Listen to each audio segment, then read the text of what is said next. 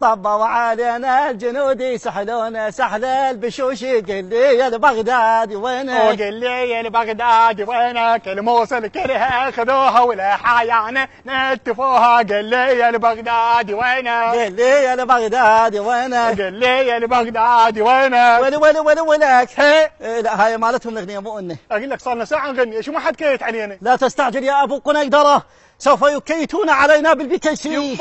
يمه ابو قنيدره انهجم بيتكم بعدكم عدلين. ابشر يا مولاي، ايش قد بقى وطيح حظنا؟ ولك احنا طايح حظنا من البلاد، ولك بعد ماكو دولة خلافة صرنا دولة خرافة، وبعد ماكو مجاهدين صرنا خرفان. كليب ما بيها عينك؟ طيرها الجيش.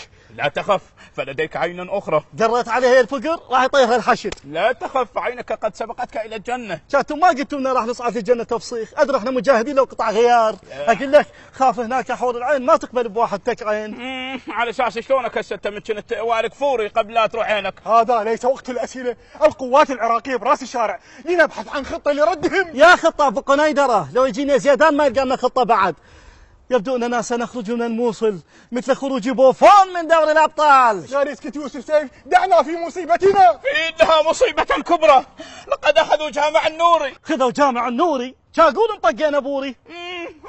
أعد أنا لا أعد، إذا أنت بخير أعد الموصل اللي راحت من يدينا. قلت لكم قبل شهور، قلت لكم لا شفنا حور العين لا شفنا جنة، طب الحشد والجيش تلاحق لنا، بس ما حد سمعني. هم كتبوها على سواترهم وإحنا راح نكتبها على قبورنا. ماذا؟ لقد دخلوا إلى البيت. أبدا مو وقت جاي. ليش؟ ما عندنا كاش نعطيهم. جاي لك خطار هالشهمة. كليب أبا قنيدرة، يمكن وصلنا الحلقة الأخيرة. لا تحكيها، خلي أشوفها على MBC.